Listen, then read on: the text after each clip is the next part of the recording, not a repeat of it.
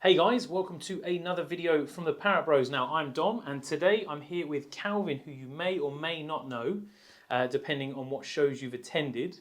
But we've just come for a bit of a catch-up, discuss some of the old information about the old shows, the Audis in the Park that ran for how many years? 12 years, ran that for. 12 years, and it was a great show, and we're going to go into a bit more about that after, and to also introduce next year's show, as promoted here on his t-shirt. And when's that? July the 16th, 2023. Took a year out for a bit of a reset, and I think we needed it. So 2023 is going to be a good year. Nice summer show as well. Absolutely. Awesome. Cool. Well, let's. We got some bickies. Don't mind if I do. Crack on. Audi's in the Park wasn't on. It was last year was the last one, wasn't it? Was 2021 was the last one I did. I took 2022 out. I know a lot of people used to mock me and say, "Oh, this is going to be my last one. This is my last one," including yourself, Don. But 2021 genuinely was the last one.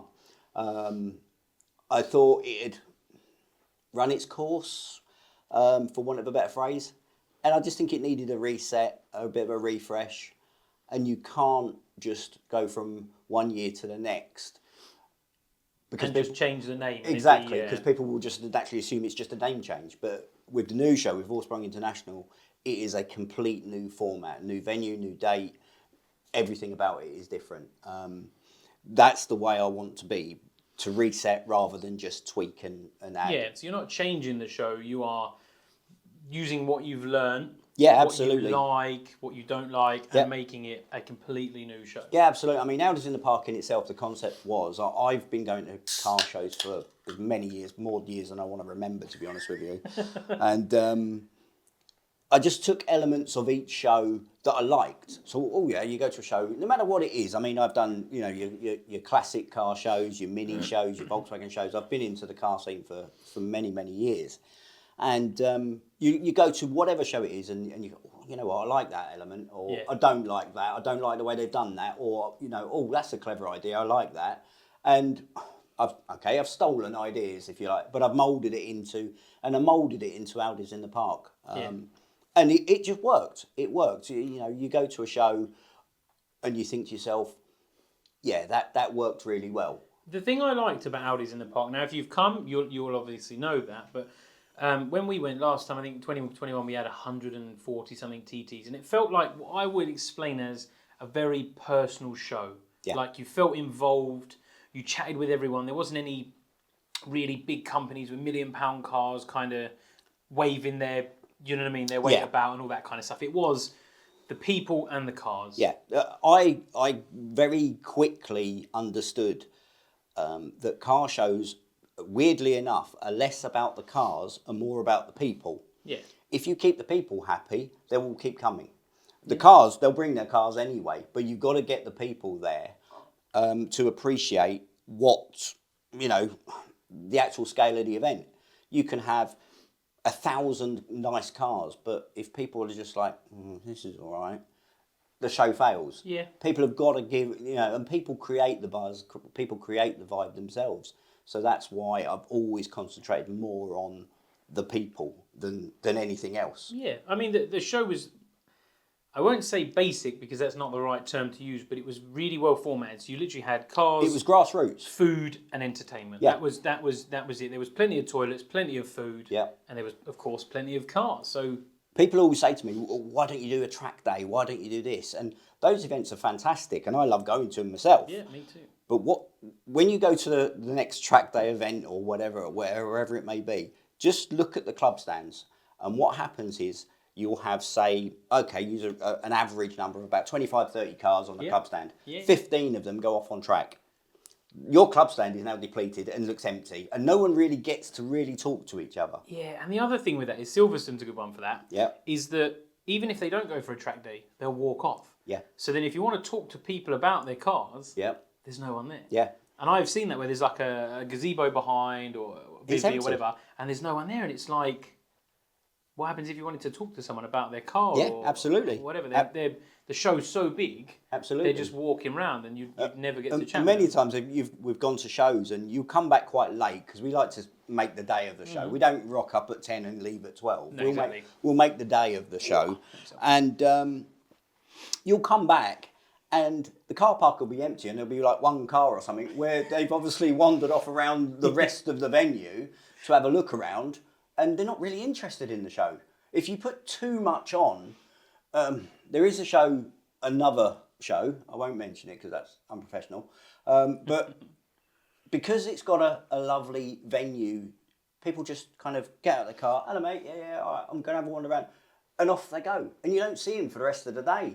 Yeah. So it's kind of, you don't want to make it completely isolated, but if you give too many other activities, it fragments your show too much. It takes away from the reason you're there, doesn't it? Yeah, absolutely. Yeah. So, I mean, the thing is that people can agree here. We have quite a few breakfast meets. We do quite a few little get-togethers and stuff, and they seem to be great. I mean, we had 60 odd TTs in a like a forest car park down in Surrey, and it was the best morning. We were there probably 5 or 6 hours just talking cars, and no one was bored. Everyone was having a lovely time. Oh, what's this? Oh, nice to meet you. What's this? What's yours? People go.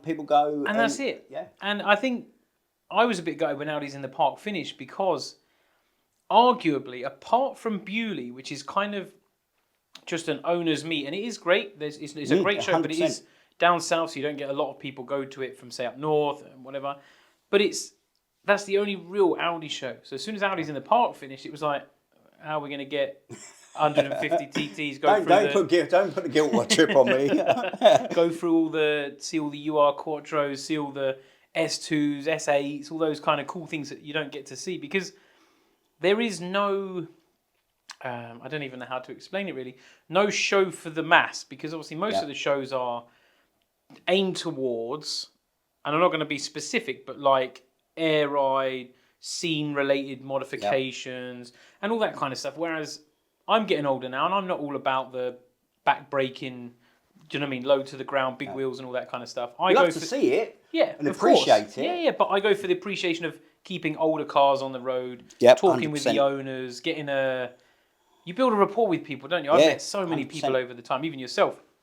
And it's the love of the cars, and that's what I missed with not having Audis in the park this year. Audis in the park kind of spanned from, again, going back to me doing all of these other shows. I mean, I did a lot of Volkswagen shows. I mean, I went to the first Bug Jam, shows how old I am. And even back then, it wasn't so much back then, but Bug Jam was predominantly air-cooled anyway. Yeah. It was your all air-cooled stuff. But as shows, a lot of Volkswagen shows and whatever appear, and there's at least 2 or 3 Volkswagen shows every weekend. There's so many of them, which is lovely. And we go to a lot of them. We go to as many as we can. I was going to say, you go in your bus then. Yeah, absolutely. We go as many as we can. But we noticed, I certainly noticed that you'll get, competition time, best Mark 1 Golf, best Mark 2 Golf, best Mark 3 Golf, best Corrado, best Lupo. And they'd run through the whole catalogue, if you like, of Volkswagen. And then you get to, best Audi. And we were just all clumped together. It's almost like Audi's needed their own show. Oh, for sure. And that's why Audi's in the Park, in essence, was born. There's always things to kind of add to a show, but you don't want to add too much to it, like we were saying. No, I think you've got the formula right. I mean, it was great. Unfortunately, the last 2 we went to had quite a bit of rain. 2021 That's one thing I can't put on my hands. I can't plan for that. I can plan for everything else. I can book and pay for everything else. It's just the unfortunateness, isn't it? Like last year wasn't too bad because it was about an hour and it stopped. But the year before, like the time before, we've had heat waves, scorchers. We've had the tail end of Hurricane Bertha, and we've had everything. And you kind of get to see the hardcore Audi enthusiasts because they will just be there hanging on to their gazebo. And I stood under a tree, just waiting for the rain to stop. We had when we was at Billing one year, we had some guy struck by lightning, and I think he was holding an umbrella, and it shot his watch up his arm. That's insane. The show went on. The guy was okay, luckily. Yeah. The show went on. It's just one of those things. It's when you organise a show in England, in Britain, you've got to take the rough with the smooth, and you've got to be prepared for it, and that's all you can do. That's the best you can do. So let's talk venue. So Dean Park was the previous venue, yeah? Yeah, well, I mean, if we go right the way back, 2009, I sort of, there's a local park to me, which is Wicksteed Park. And that's where I first did the very first show.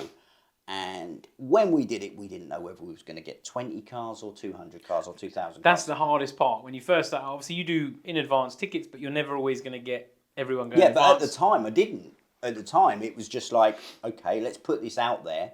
And in fairness, no one's really going to buy an advance ticket for an event that they don't know. Yeah. So they just want to go, well, let's see how it goes. So Wicksteed Park, I think, as I say, we were there in the field at 5 a.m, just sitting there thinking, right, they're going to start arriving soon. Yeah. And then they started coming. And I think our first event, we had like 200 cars. And we had a couple of years at Wicksteed Park, and then we outgrew it. As simple as that, we outgrew it. And literally the day that I was sat there with the wife talking and saying, I think we're going to need to find a bigger venue, a bigger boat, as it were. Billing Aquadrome approached me. And Billing Aquadrome are known for their car shows. I was going to say, I've been there a few times for Land Exactly, Rover they've been doing car shows for years. So the infrastructure's there, the layout, everything is there. Showers, toilets, even camping, everything's there. So I thought, okay. So we was on board with Billing for a few years. And then if you remember, Billing then decided to pull the plug on all the car shows. They literally just sent a letter out to all the people who have ever had events there and pulled the plug on them. Madness. Absolute crazy. Madness. But I thought at the time it was just me, but I know a couple of other guys who organise events there, and I sort of phoned them and emailed them and whatever and said, look, I've received this letter. Is it just me? He says, no, we've got one as well. At least it wasn't just you. Exactly that, because that would have been really bad. So it was like, oh crap, what am I going to do now? So then I wanted to raise the profile of Audis in the park. I wanted to, bear in mind it's a prestige brand. So, and I was starting to attract Audi Germany as well.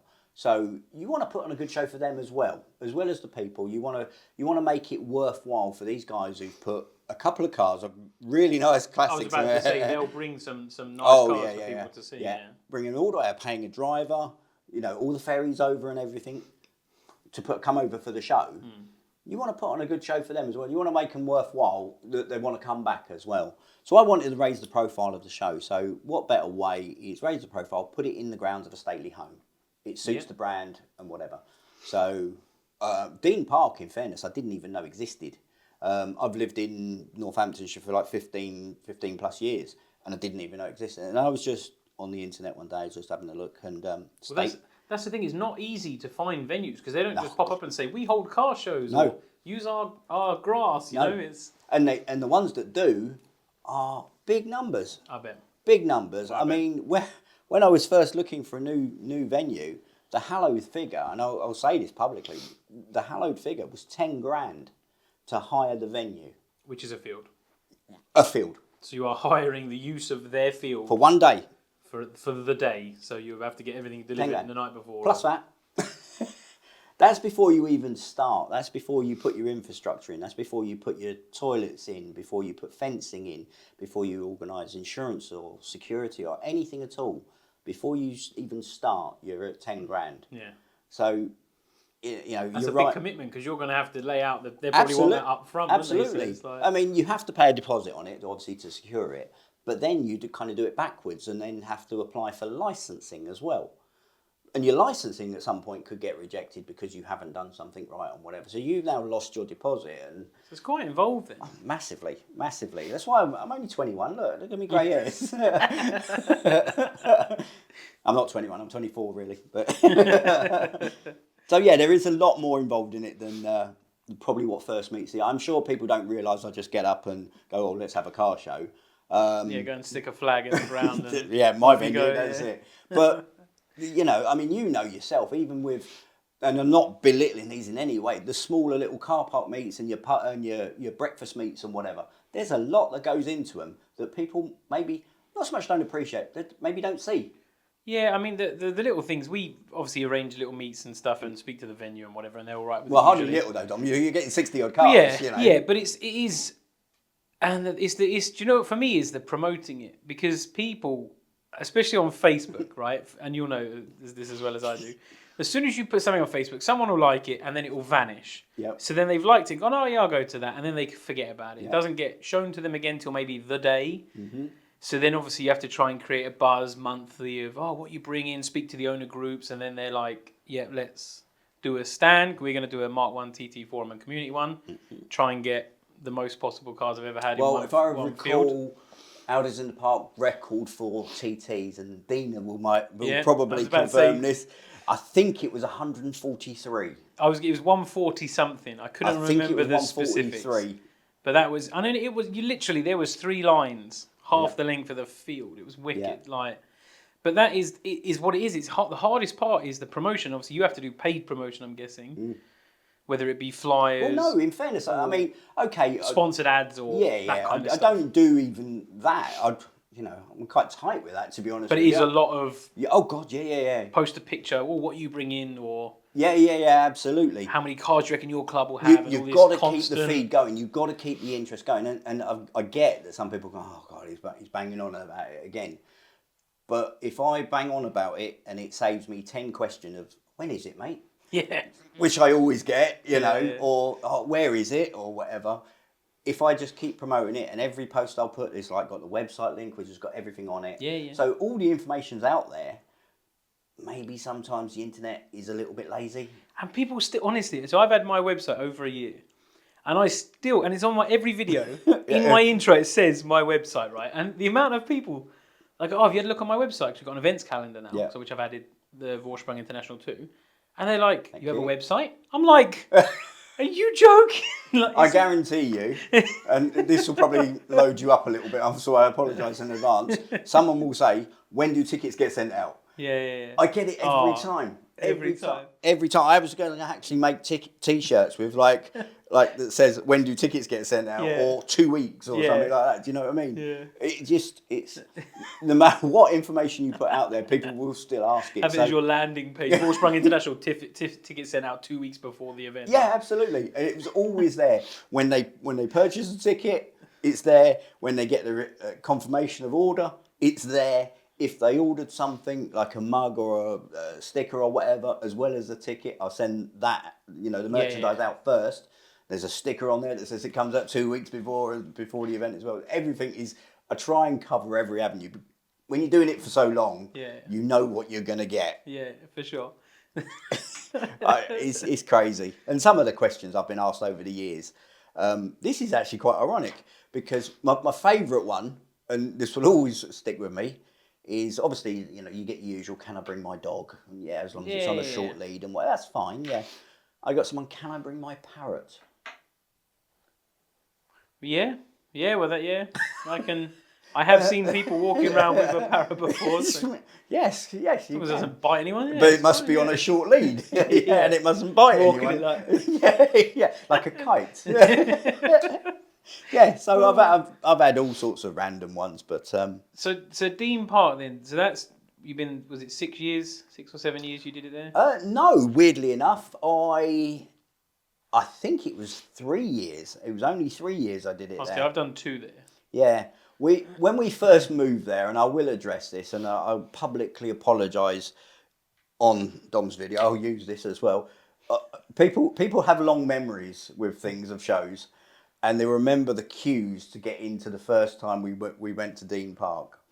And it was purely because we underestimated, and I will stick my hands up, I underestimated how big that show was going to be. I really did. Which is kind of ironic because you're a failure of your own success. Absolutely. But it's hard to gauge because obviously if you new venue, exactly, single point of access, single track road. Yep. And obviously, depending on how many people you have stood there taking tickets or and scanning. It was a glorious weekend. And people woke up, obviously I get a large amount of advanced ticket sales. Yep. But you also get the people who, let's see how it's like on the day. Exactly, yeah. Wait till the Friday and then... Or see what the forecast is doing, etc. So I get that. But I don't think anyone could envisage how influxed we were. It just went mad. It just kept going. And from the field, you could actually see the entrance, just sort of through the trees and whatever. You could see, and they just kept coming and coming and coming. which is great because you're thinking this is going to be a brilliant show once everyone's inside. But again, like you said, victim of your own success, because Yeah. then you get people getting irate because they're in a queue. But if you drove straight into a show, how good's that show as well? You've got to think that as well. Yeah. But this queue was carnage. It was, and the neighbours the local residents. We had to have the major road in Northampton, A43, shut for half an hour just to get people in. And funny enough, that year we had the police were there demonstrating. They had, bless them, they brought an A6 and a Q5. Oh, cool. Police car. I think they brought them down from Manchester because Manchester had got them. So they'd swapped around and whatever, and they'd brought them down for the show, and it was just a PR for them, really, giving out stickers, letting the kids put the lights on and whatever, that sort of thing, which was lovely to see. And my crew were on the radio to me saying, look, they're not stopping. It's just keep going. They're just piling in. They're stopped on the A43 now.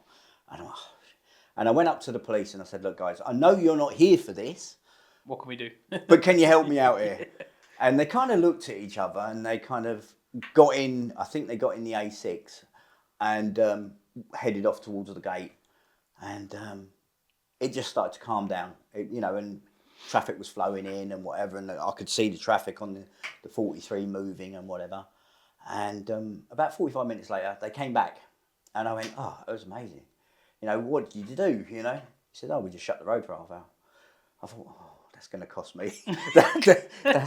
That's going to cost me. That really is, because obviously shutting a major road is not cheap. But luckily they were going like, no, you addressed it, you sorted it, and I had to have a debrief meeting afterwards as well, because again, that's another part and parcel of you have to do what they call SAG meetings, which is a safety advisory group meeting. Well, because I guess everything is local council stuff, police stuff, and all that. Environmental, fire, health and safety, the whole lot has to be done. And after the debrief, they kind of said to me, look, yes, it was a problem and you should have, accounted for it. And I explained being a new venue, it was difficult because I didn't really know. He said, but no, we won't pursue it any further, luckily. Because I mean, the 2 years preceding that was fine. It was because you know what to expect. You had multiple gates, and it was just we had owner groups coming in. So I'll stick my hand up to apologise publicly on YouTube land, as they say. That was my fault. I will take that on the chin. But what would make it worse is if you don't do anything about it the following year. Oh, of course, yeah. You've got to learn from your mistakes. We addressed it, and people were coming up to me saying, you know what, well done. Getting in was much better this year, and that's kind of but you never want the thing that sticks in people's mind is the bad bits. Oh, of course, always. You don't if there was no food, there was a massive queue for the toilets, no toilets, all that kind of stuff puts you off. The creature comfort things, doesn't it? Puts you off going again. God forbid, someone. I think we've all heard about shows where. Some over-enthusiastic person's maybe doing donuts in the field and they've lost control and they've wiped out another car or something. That show is dead. It's destroyed. Yeah, for sure. Because all that people will ever remember about that is that incident. Exactly. They won't remember how much of a great day they had meeting all these people, looking at all these great cars. That is what will stick in their minds. Yeah, for sure. I mean, there wasn't any of that, and I think half of that was because the field was like... There's a reason for certain things, No, but joking aside, you've got to remember we've got such a major cross section of people, from your classics to your, I call them Ronnie Revving Rockets. They love a pop and bang, yeah. And then you got the sound off boys, and then you've got so many mix of people. It's not like we used to love the Max Power show, but you knew what sort of car was going to be there. Yeah, with Audis in the Park, it's everything. I was going to say, your age spread is probably quite average as well, isn't it? It's probably a good amount of each group's, let's say, 20 to 30, 30, 40, 40, 50, etc. Massively. Because it is, I mean, I was chatting with guys 50, 60 years old who'd had their car since new, and it was 40 years old, you know what I mean? That kind of stuff, which is nice. Yeah, and that's the thing. Because it appeals to that age group, okay, I used to be a sound-off guy, big car stereos and whatever. Yeah, I love that sort of thing. But you can't have that booming and droning all day. Nah. You almost want to say, okay, And yeah, again, between 10:30 and 11, you have your thing. Everyone that appreciates it comes over and yeah, sees the roof doing this. but there's also ways of approaching that as well. I mean, going back to the amount of shows I've been to shows before where I've heard someone with a real nice stereo, real big stuff, and he's playing it and he's drawing a bit of a crowd, and the event organisers literally parted the crowd, run up to him and, "Oi, you, turn it down," and threw him out. You're just going to get people's backs up. If you kind of go up to someone and say, "Look, that's lovely, sounds amazing, whatever, but we can't have it. Just turn it down." You know. And they're not going to get the ump with that because you know what I mean. You've dealt with it nicely. Yeah, exactly. That's why I kind of have to jump. And people think maybe it's a little bit stuffy, and I have to jump on the Ronnie Revving Rockets and whatever. But just moderation. But do you know what I mean? The time and place, I think, to be honest with you, is probably the best way to explain it. I've got a good question for you, and I'm sure we go. This is everyone will appreciate. I didn't sign up for questions. Do you enjoy the show? Like on the day, because obviously I know it goes 1,000 miles an hour, doesn't it? Like from the moment you wake up to the moment you go to sleep, feels like. Well, I don't sleep the night before for a start. Yeah. So my show kind of lasts about 3 days. But do you get to enjoy it? No. See, I thought this would be the case because it's hard, isn't it? Because you'll spend the whole day. Yeah. Looking. Yeah. Speaking to people, panicking about. This might not go right. Or... The later years, I tried to remove myself from the logistics of the show. So you could walk around, see the cars, chat to some people. These people... We've seen you obviously wearing a high vine. All right, mate, yeah. Sure. Yeah. How many other shows do you go to where you don't know the organisers? You're just... Most? Yeah, exactly. Probably all. At the end of the day, people have come to support you. They've come to your show. They paid good money, spent money on fuel to be at your venue, probably paid for accommodation. At least you can do is give them a minute of your time to just, you know, and I will make a point of going around to all the clubs and everyone there as much as I can. My throat's usually killing me by the end of the day because I've spoken to so many people. And just go, you know, all right, guys, everything all right? Have you got enough space? If you get any problems, have a word with me or one of the crew and we'll sort it out for you. And it's like, yeah, cheers, Calvin. And it's the appreciation. I think that's the hardest part because people don't really appreciate. It's not that enjoyable for the person organising. Even the breakfast meets. And I struggle to talk to everyone. Because I try and talk... Because if there's 60 cars, there's 60 people-ish. You try and talk to everyone for 5 minutes. That's suddenly 5 hours. You know what I mean? It's like... how it just doesn't work. You do your best. And from my point of view, everyone... And I don't mean this in a horrible way at all whatsoever. I love it. I love that side of it, if you want to say that. But I am repeating myself over and over again. Oh, it's the same conversation. I'm saying the same things. Yeah, you're having a nice time, enjoying it. Nice to see what you brought today. How's the show going? Oh, what's your numbers like and whatever. And everyone always asks me the same things. And I almost... You need to get your billboard. Just update it as you go. Here's a leaflet. It's on there. Here's a flyer. But again, that removes the personal side of it. If I can spend even 10 seconds just as I'm walking by... Shaking hands, saying hello. Then... Hey, what is that? Do you know what I mean? And that goes back to the people side of things. That shows are more about people than cars. Yeah, I just find it's sad a little bit because obviously you spend all this time organising this amazing show, and then you literally just on your toes the whole day. And then you're on the stage. That's probably the only time you get to just stop for 5 minutes and just talk. No, sometimes I'll disappear behind the stage. But if I'm honest, I hate the show on the day.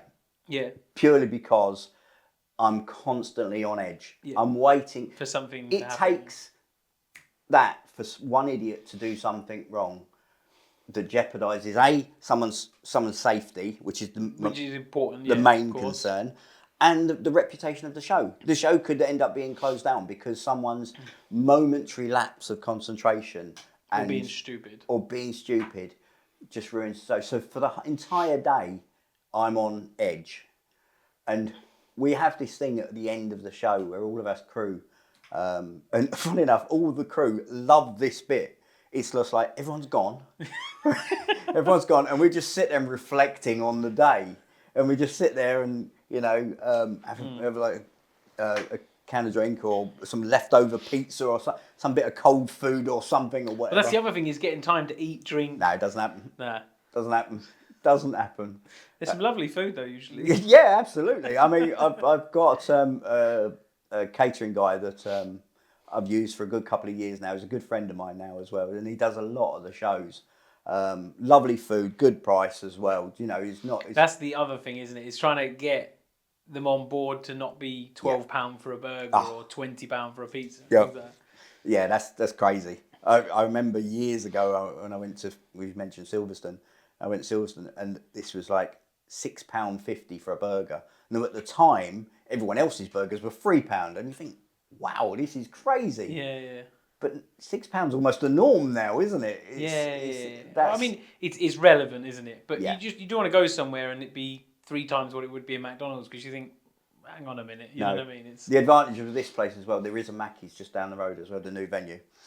I think we've not only up here, we're just drifting towards the new venue. So I mean, are we happy? We sort of discussed Audis in the park. As such, is there anything else you want to say about it? Just that I suppose that obviously I want to thank everyone that supported the show over the years. I know of people who actually attended every single show, not just me or the wife. You know, these people have supported the show from day one. So those people don't come like cheap, as it were. Do you know what I mean? Those are important people. Well, yes, loyalty as well, isn't it? Commitment. Yeah.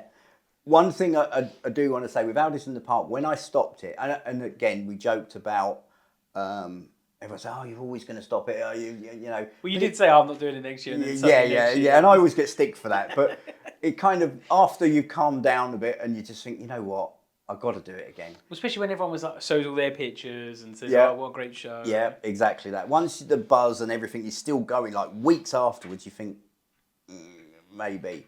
But what clinched it for me last year, Yeah. 2021, the last show, Audis in the Park 12, was, and I genuinely, obviously, proved it, knocked it on the head, it's done.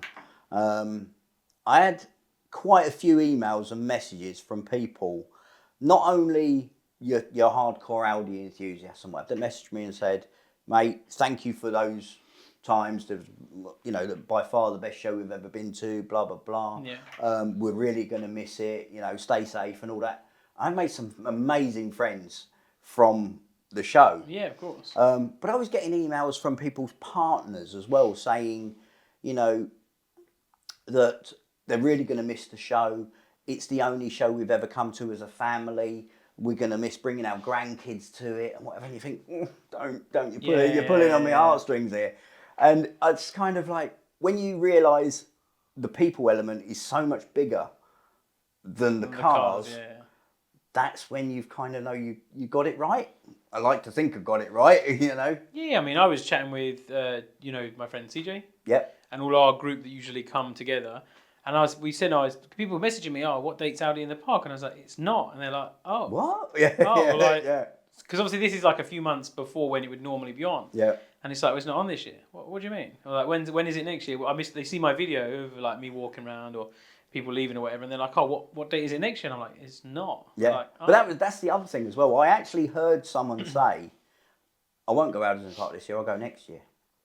And that to me made me think, this has become almost a bit too complacent, a bit too stale. Do you see what I mean? And people are kind of skipping it and maybe, you know, oh, I'll give it a miss this year, but I'll go next year. Yeah, I mean, I try and go to every show I enjoy every year because it is once a year. It's not like it's every weekend or whatever. I get that the show calendar is busy and it's got busier. Yeah, well, as I say, post-COVID, it's kind of, everyone's trying to get out every weekend to do something. That's why I put the calendar on there, so that if people want to, suddenly their weekend becomes free and then, oh, what can I do? Oh, I'll go on the calendar. Oh, there's this show, there's that show. Whatever. But on the flip side of that now, I know of a few shows that have either quietened right down or stopped altogether. Yeah. And is that maybe because of, like, you know, the way fuel prices and energy prices are going, people are a bit more money conscious, you know? Yeah, I don't think it'll stop everyone doing everything forever. No, but absolutely not. Certain things obviously run their course, and if it's the same every year, you go back and it's exactly the same every year. Yeah. It kind of loses its shine. I mean, look at Max Power. Yeah. It was great. Do you know what I mean? And you go to all the shows and whatever at Santa Pod, and then it it sort of run its course, and then people grew up and moved away from the scene. But even and the something scene like changes. Goodwood Festival of Speed, we love Festival of Speed. Have you ever been? Once, yeah. Yeah. You don't need to go back every year. Yeah. You go Yeah, back yeah. every sort of 3 or 4 years or whatever. Yeah, for sure. Apart from the fact you couldn't afford to go back Well, every I was year. about to say. But I didn't want Audi's Inter Park to become very complacent and very stale, and it's just the same and whatever. Which is why, touching on Vorsprung International a little bit, it's not going to be every year.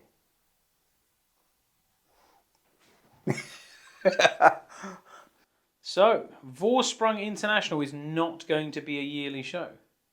No. Okay. Okay. As I said, I'm only 21, 24. Yeah. And You got time on your side, yeah? No, I mean, okay. Think about the analogy of Top Gear. Top Gear used to be followed and everyone used to watch it every week. But look how much more supported it was when they did their specials. Yeah. Yeah? Yeah. And people look forward to them, like a Christmas special. Yeah, like I'm a not saying 2 I'm going to do a Christmas Yeah, Vorsprung, yeah. But, you know, every so often. And it gives something people more to look forward to. And it also... I'm not saying it will. Please don't think I'm thinking that delusions of grandeur. I don't want it to detract from other shows. I just want it to be a show that people want to go to. Yeah. And you can go to a million shows in the year, up and down the country, whether it's local or travel or whatever. But for that one time, yeah, maybe once every 2 years, once every 3 years, Vorsprung International is on. Let's do that. And it creates the buzz. So it takes the strain off of me because I'm not doing it every bloody year. Well, it is because you literally finish the show and then you're starting the prep for the following year, aren't you? Normally. Not even that. Usually it's before the show that's about to take place. I'm already preempting the next date for the next one. And it's usually about 3 months before the actual date. I'm starting the prep so it's for the double one. stress. Yeah. So, as I say, on the day I try to... And we're talking Audis in the Park here. And that's my kind of benchmark because that's what I've done. But Vorsprung, I want to be very different. Yeah.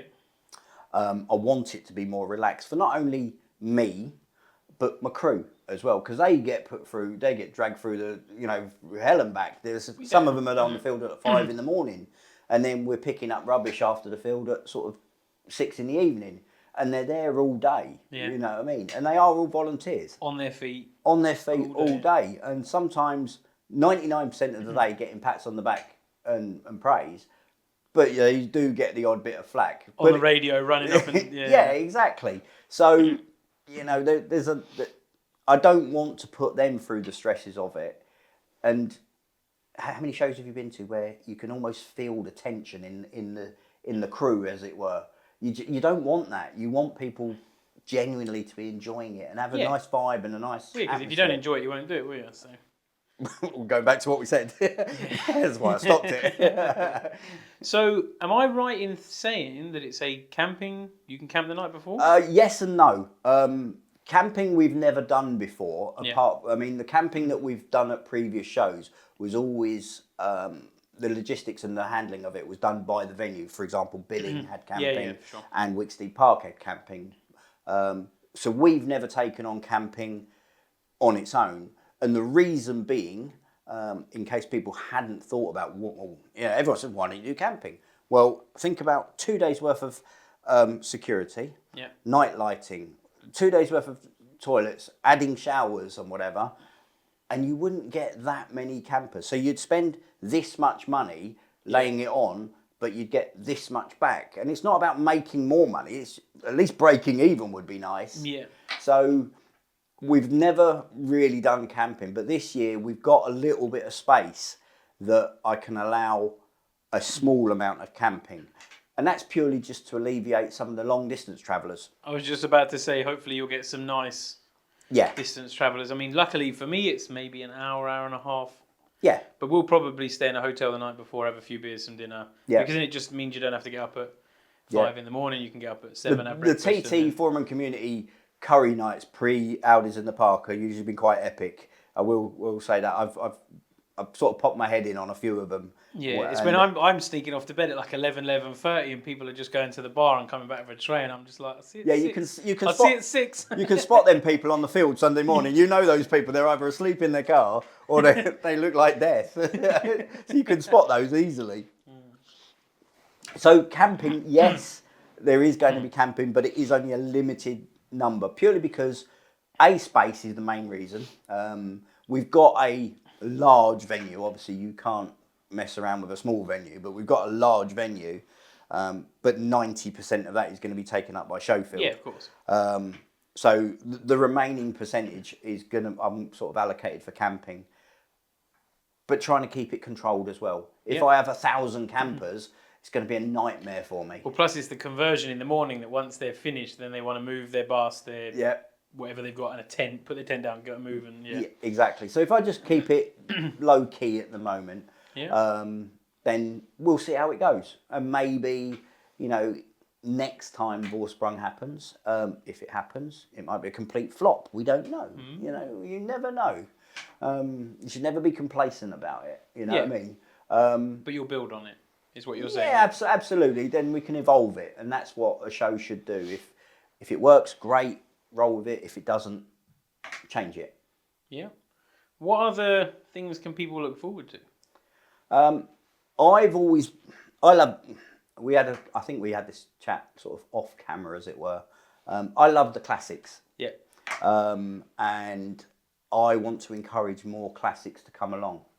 A few years back, we had DKWs and a few auto unions. I was about to say a few pre-Audi Audis. Yeah, exactly that. And I love seeing them. And the thing is, a lot of people won't know what they are. No, and that's what I love. I love people going, well, what's that doing on the field? You know, Yeah. and actually walk around the front and there's the 4 rings, or you have to explain the story behind what a DKW is and whatever. And I like opening people's eyes to the history of Audi as well. Yeah. We all know you can spot an RS6 a mile away, you spot a TT a mile away, 2 miles away. But something like that you don't see every day. And I want to put that sort of catalogue of cars in front of people to say, this is also available as well. It's where it come from, isn't it? It's the building blocks of where we are now. Yeah. So we're going to try and lean towards pushing. We're going to have what they call a pre-80s showcase. Okay, so cool. Everything pre-80s. And I know that's that's going to be a strange cut-off point, because you've got like the Sport Quattros, for example. Yeah, I was going to say UR Quattros, things like that. They were C's and D regs and whatever. And, pre-80 is earlier than that. So we want to lean heavily on that. And I'm talking to... I can't really say a lot at the moment because there's not a lot to say. Yeah. But Audi Tradition from Germany, their ears are already up. Okay, cool. And they've been... And they have a warehouse full of things, I'm sure. I was very privileged to actually seen that warehouse full of things as well. Yeah. Because I know they have, or they are supposed to have had things like when cars are made, if you don't know, Audi will keep some press cars, some cars to show in the future and things like that. And they do, I think every manufacturer does it. They'll keep things to one side. So in 20 years' time, they can say, 20 years of the TT, and they'll bring this early launch press edition from, say, 98 and 97 concept cars, and they'll come and show it and say, look, here it is. Here's the Mark 1, the Mark 2, the Mark 3. The original concept one was like a hardtop version almost. Exactly, yeah. I mean, like the last Audis in the park, they brought that off-road... Yeah, the Safari, TT Safari, which is a concept of a car. But they've also brought, in previous years, like an RS2 saloon. Now, the RS2 originally was only produced as an Avant, and all the RS models were tended to be only Avants. It was only, I think, and someone on YouTube land will probably correct me, but I think the RS4 was the first saloon version of an RS. I was going to say, I don't know of any RS saloons pre RS4s. Exactly. I know the S2s, they did saloons. That's right. But they didn't do the RS. No, the RS2, the Porsche-derived RS2 was only ever Avant. But there are a few, like 3, I believe, saloons. We've brought one of those over. Amazing. Never been seen before in the country. Yeah. You know what I mean? Incredible stuff. And that's the kind of stuff that you just can't get. You can't just ring someone and go, can you bring one of these down? No. And they'll go, yeah, mate. No, absolutely not. But going back to the warehouse full of stuff, I was lucky enough to be invited around there. We were allowed to take pictures and we were allowed to video, but we weren't allowed to post them on social media.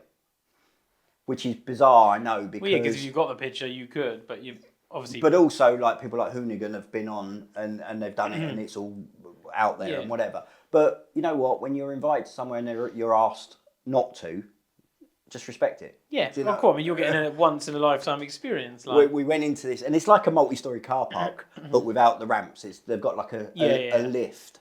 And we went in there, we were just all chatting to each other. There was like 5 of us, me, my missus, and a couple of mates, and the guy who invited us, Simon Mayer. Sound guy from Audi Tradition, absolutely fantastic guy. When we went into this car lift, and it's obviously big enough to get cars in, and as the door opened, you could almost hear all of our jaws drop. I've never seen a bigger collection of historic motorsport concepts, race cars, still with the flies. I was about to say they're pristine. Some of them would be pristine, some of them would be untouched. Yeah, absolutely. And they're in weird colours, weird shapes. Yeah, weird I mean, formats. like I've got an A4B5, and they had Frank Beeler's actual A4B5 touring car there. Epic. You know, Alan McNeish's Le Mans cars and everything in between. It was just crazy. Group B's, the whole lot. Epic. Even the Group S was there as well, which is just like a unicorn as far as everything goes. And they're just sat there. Just like, it's like going to a multi-storey car park, but in heaven. Do you know what I mean? And I mean, that was a real eye-opener for us, and something we'll never forget. I've been back a couple of times now, and it just doesn't stop getting... It's just a car person's dream, isn't it? I mean, if you love Audis, to then suddenly go somewhere and look through arguably the best collection of Audis there possibly has. Yeah. You get to touch them and see them. And there was amazing. A bit right at the back of the sort of one of the ends of one of the car parks. They've got like this sectioned off bit. It's not really sectioned off. It's got a bit of like mezzanine wall or whatever, partition wall or whatever. And we're being nosy, looking around there, mate. I've never seen so many trophies and God knows what else, just in boxes and whatever. Just stacked on top of each other, and dusty old boxes and trophies and plaques and whatever. And I said, what are these? He said, well, they're all the trophies we've won over the years. But we've got too many, we don't really know where to put them. And it's just like, oh my God, you know, it's just a different world. I can imagine. Incredible place. But I worked with Audi for 11 years, and I've done more with Audis in the park and Audi Germany than I did when I worked with Audi. Mad, isn't it? It's crazy. Absolutely crazy. But I suppose for them it's if you're getting a group of Audi focused people into one place, Audi are going to be more interested because everyone's sort of waving the flag, as it were. Yeah. And it's I did the question enthusiast it. side. I did question it because I got invited to the launch of the new A8 that was in Barcelona, and I remember I got the phone call. What are you doing on? I can't remember the date of it. Yeah. July the 15th. Nothing. I've got nothing in my diary. Okay. We'd like to invite you to Barcelona for the launch of the Audi A8. Oh, that'd be lovely. Thanks. Thank you very much. You know. Just, okay. As you do, random. Yeah. So I put the phone down and I thought, this is lovely. I was buzzing. And then I came down a little bit and thought, ooh, how much is this going to cost me? Yeah. So I sent an email back. I said, look, guys, I really appreciate the offer, but obviously I need to budget and whatever. How much is this all going to cost me and whatever? No, it's all on us. We'll pick you up. I'm there. Done. We'll pick you Done. up. It's free. Fly you out there, put you up in the hotel for the night and whatever. And then we... this was the event, the launch was on the Friday, and I was flying out on the Thursday, and I then got another phone call saying, oh, we'd like to invite you to the Audi Club President's Meal on the Thursday night. And I'm thinking, seriously out of my depth here, you know? Yeah. I'm planning on rocking up in shorts here, you know, this is out of my depth. Didn't pack for that. No, in a big way I didn't. And anyway, it was at like the rooftop terrace of this hotel, and I was really nervous, completely out of my depth. The lift opened to the terrace, and you see in the distance there's like a big table of people and whatever.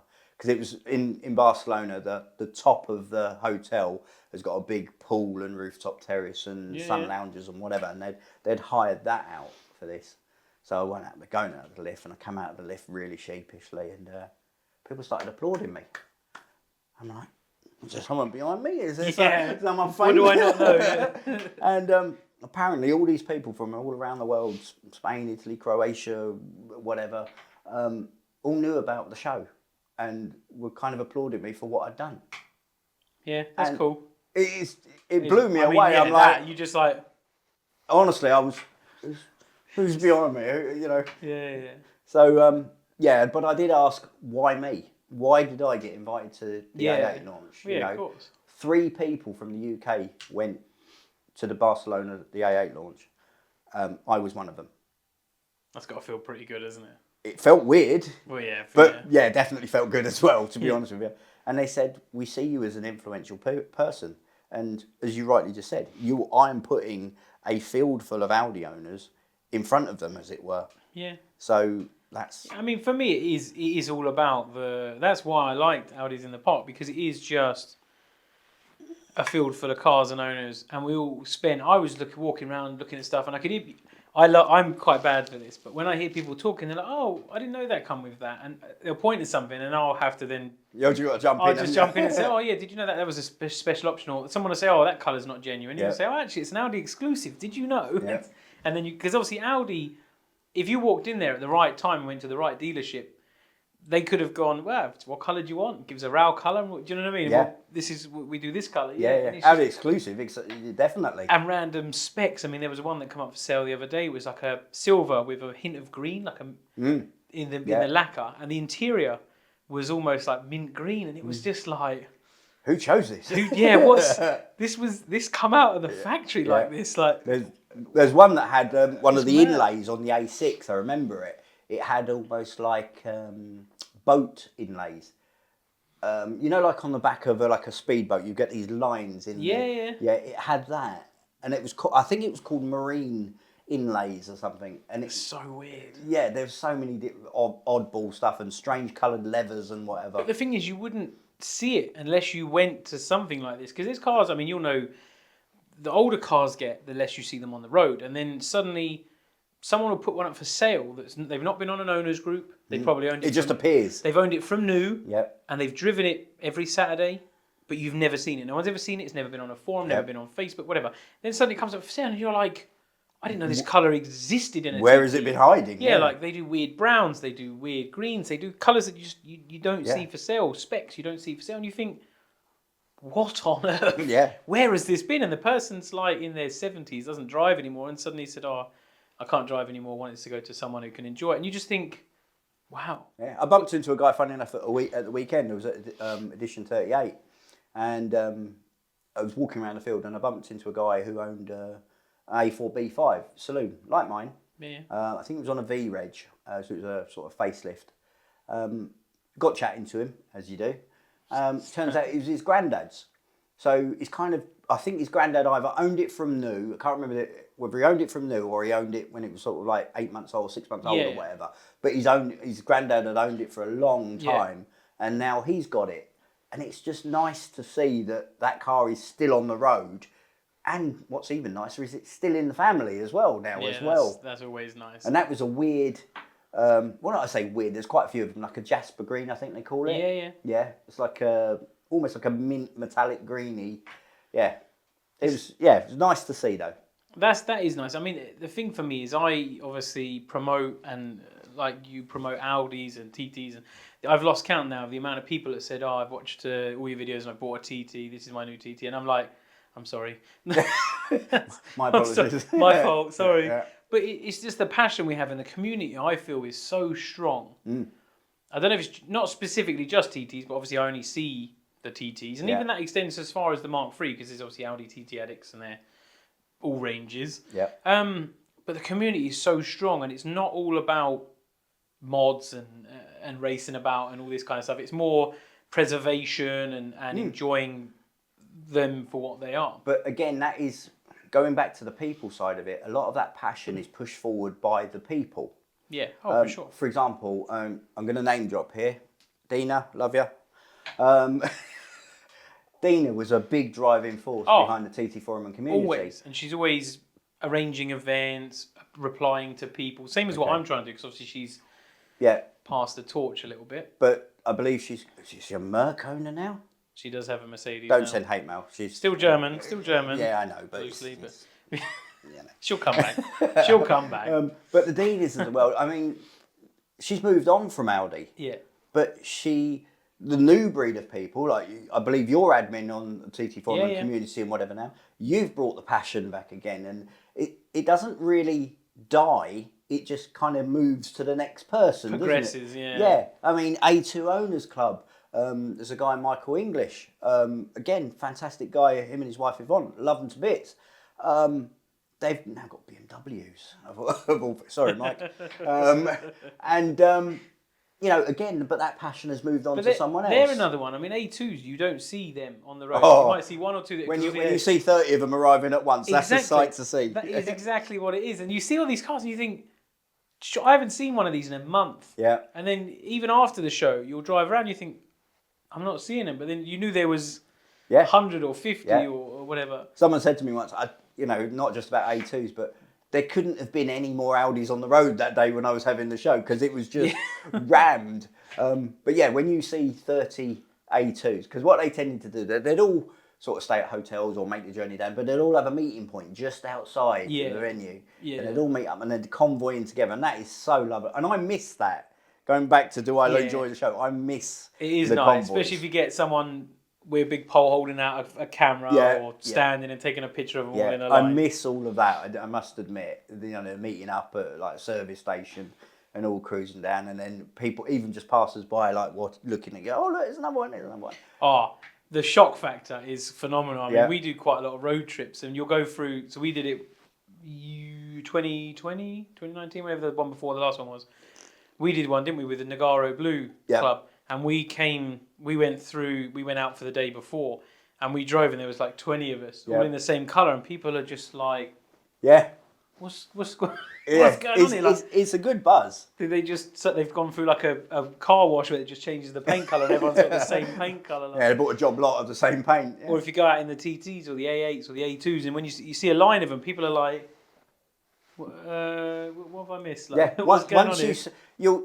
Obviously, there's a lot of Audis on the road, but when you see a lot of Audis, concentrated amount, then your ears prick up. Especially the older stuff. Same as when you're on the motorway and there's like bug jam or something, and you'll just see loads of Beetles coming past or broken down, and it is. But you do, or you see American cars, and you think, oh, what's on at Santa Pod, or what's on? You naturally think but that's our mindset, isn't it? Yeah. That's our show mindset.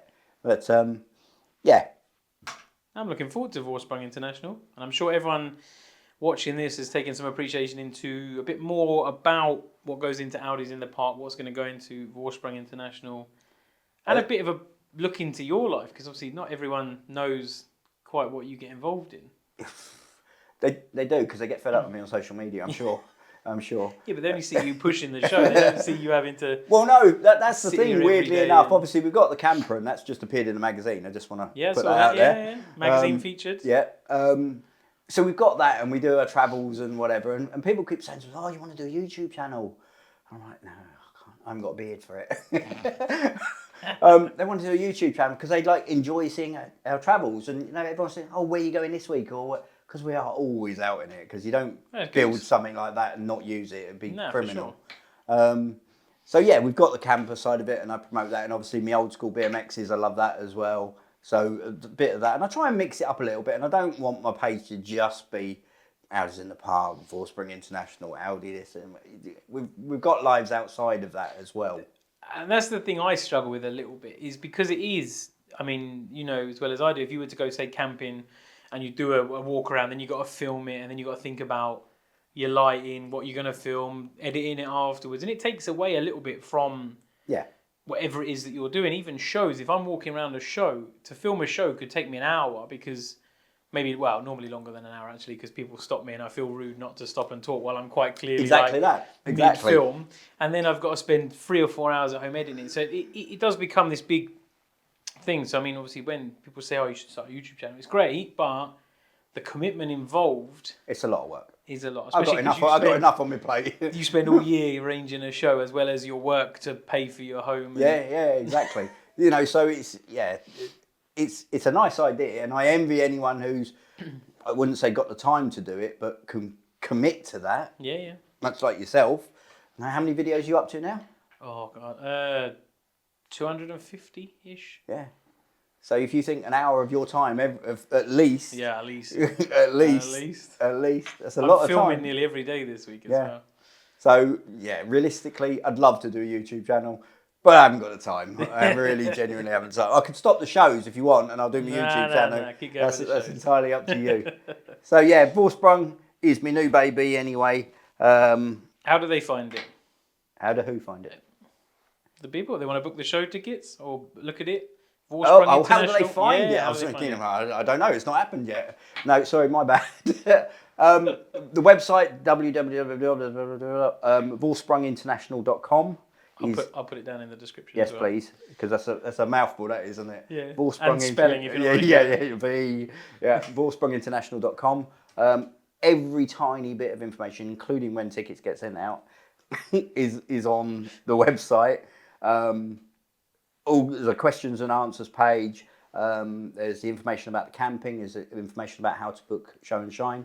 Because again, that's changed. The way show and shine used to be done at Audi in the Park is every car was already automatically on show and shine.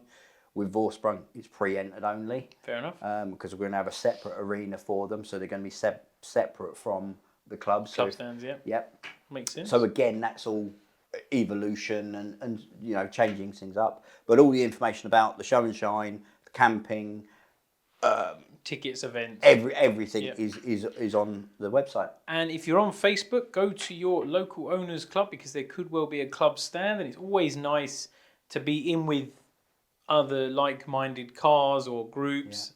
There's predominantly a group for pretty much every model, isn't there? It's quite weird. Fun enough, I'm glad you kind of touched on that, because rather than just assume a club is going to attend, I've put it out there that if you want your club to be part of the show and have a club display, then you need to register.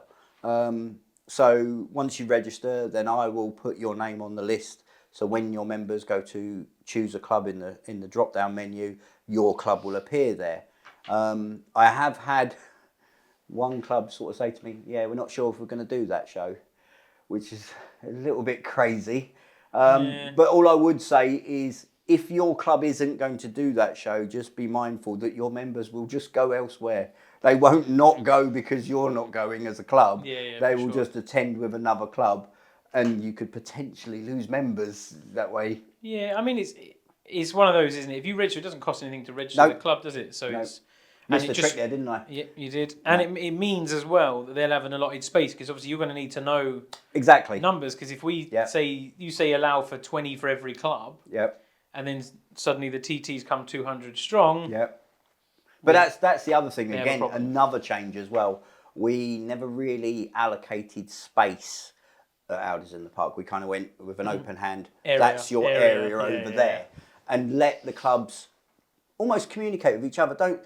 Worst thing in the world, you draw a line on the ground and someone puts a tyre over your line. Oh, you're on my pitch, and it's politics, and that's not what anything was about. So I always kind of just open hand going, that's your area over there. If you need a bit more space, have a word with the club next to you and just, talk to each other. That's, communicate. But because of I'm not saying the venue is smaller, but the space limitations and what we've got planned, I am allocating club pitches. It makes sense. I mean, it does and it doesn't. It does and it doesn't. Yeah, I mean, the thing is, you can't allow for everyone. If no one books in advance, then suddenly turns up. If TT Forum and Community, we'll use them because obviously it's close to your heart, as it were. Say, I want a space for 50 cars. But bear in mind, we're taking payments on the day as well, so people can turn up on the day as well and still go to park on their club stand. If you say to me, I want a space for 50 cars, and you get 150 turn up, both of us have got a problem then, really, haven't we? But on the flip side of it, if you say, I want a space for 150 cars, and 50 turn up, and only 40 turn up, we've got a lot of wasted space. And we could have clubs that are crammed in. So we need to be again, that's a big juggling act of we need to make sure that everyone's catered for and no one feels crammed in or no one feels out on a limb or anything. And again, just, I call it, I did an interview with a car calendar once and I called it a cuddle. Just give people a cuddle. That's all you need to do. They just need to feel like they've been cuddled, and every club should feel welcome. Every person should feel welcome, and every element of the show should feel it's hard, isn't it? You're involved. You want a space for everyone, but at the same time, haven't got a space. You have a 360 pie, and you're giving everyone a percentage, and it becomes thinner and thinner. Yeah. And so you just got to be mindful on things like that. But yeah, please, if you are interested as a club, get registered because that's important. How do they register? Literally, just go on the website. All the details are on there on how to register your club. Awesome. If you aren't a club admin and you go on the website and you go to order your ticket and your club isn't there, just get one of your club admins to drop me an email or literally go on the website and they'll see how to do it. But the basics are drop me an email to register the club, but it has to come from an admin. So because obviously I don't want to be registering the club 15 times. Multiple times. Yeah. Exactly. So it has to come from admin. And then hopefully within a day max, I'll get them up on the website and then you can order your tickets for your specific club. Awesome. I'm really looking forward to it. I'm glad you are. No, I am really. It's a new venture. I genuinely want it to be more relaxed for everyone. Yeah. I want the crew to enjoy it. I want myself to enjoy it. I think it's important with its success going forward, because if you find it stressful, then why would you want to spend all year planning for something that's going to be more stress than enjoyment? The viewers will say, well, it's all about the money, but unfortunately, it's not, because you've got a lot coming in, and everyone always sees the gate. The £20 here. Yeah, and they'll do the sums in their head. Oh, he's making a small fortune out of this. But what about, as we spoke about, venue hire, marquees, DJ hire, band hire. The list goes on. Yeah, toilets, security, gating, fencing. Yeah. And then your licensing side of it is costs involved, water treatment, and if you worked out how many hours, this is the same as me with filming the YouTube. If you work how many hours, if you had a clock where you don't do that. Don't ever do that. You worked out how many hours you put into it, you'd earn like a penny an hour or something. If that, you probably end up owing people money. To be honest with you, don't ever work out how much you put into it for your own safety. But yeah, there's a lot going. Obviously, the gate raises, and you can't hide that figure. People can see it. Yeah, it doesn't take a rocket scientist to go, okay, there's X amount of cars, times that by X. But if they enjoy the show, what does it matter? You pay your £20 or whatever it is. Yes, exactly. But once you've taken all of your costs out of it, there's not a massive amount in the pot. There really isn't. I can imagine. I'm not going to do it for nothing, granted, and I'm not saying that, but I ain't going to do it to lose money either. You're not turning up in a brand new RS6 every year, are you? No, it's on order. I'm waiting for it. No. What colour do you go for? A Merlin purple. But I think that pretty much wraps up where we are with it, and hopefully everyone will be looking forward to it. I know I am. And they get their clubs registered and start building their buzz now, because, an all Audi show. Yeah, well, it's, we'll call it the people show, shall we? Because the people wanted it. Yeah. I felt pressured, hoodwinked into it, shall we say. I had to do it. There was a gun to my head. Dina stood behind me with a gun, probably. No, I am looking forward to it. It will be good. It'll be great to see people again. And I know the hype's already started. I literally put a post out just that said, if you build it, they will come. Yeah. And it's true. I saw you put the website goes live, and then I saw it, and then I literally see on my feed was just clubs saying, come to our, our stand, our stand. And it's lovely to see. Yeah. It is really, it does give me butterflies. It doesn't matter how many times I've done it. It does give me butterflies to know that it's got the support. And, but isn't there the age-old thing? It's a bit cheesy, but people support people. Yeah. If I wasn't, okay, I'm going to load this up a little bit. But if I wasn't a nice person, people wouldn't support me.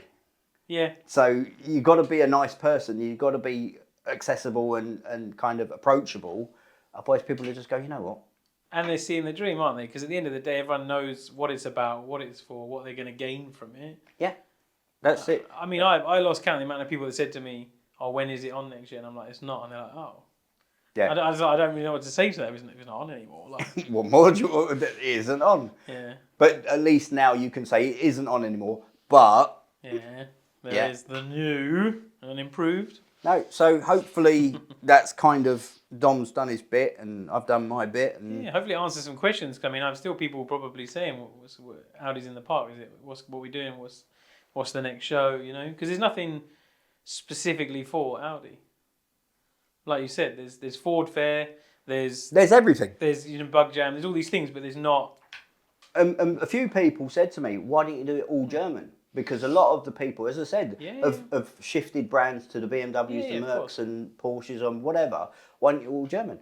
We've got all German shows, and they're fantastic shows. Why add to it? Let's have a niche brand show. There's enough of them on the road. I mean, yeah, you know what I mean, and it proves with the impact that it's already had, and the sort of the buzz already that's already there, and it's been launched 2 weeks. Yeah, it's not for another 11 months. Yeah, it's crazy, and it's already building hype already.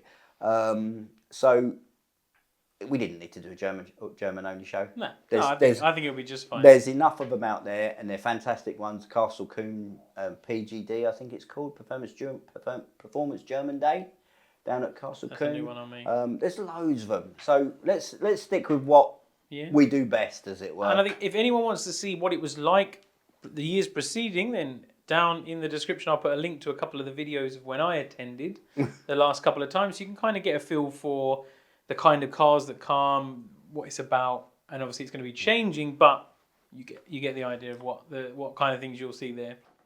I've got a little bit of surprise for you, Dom. Okay.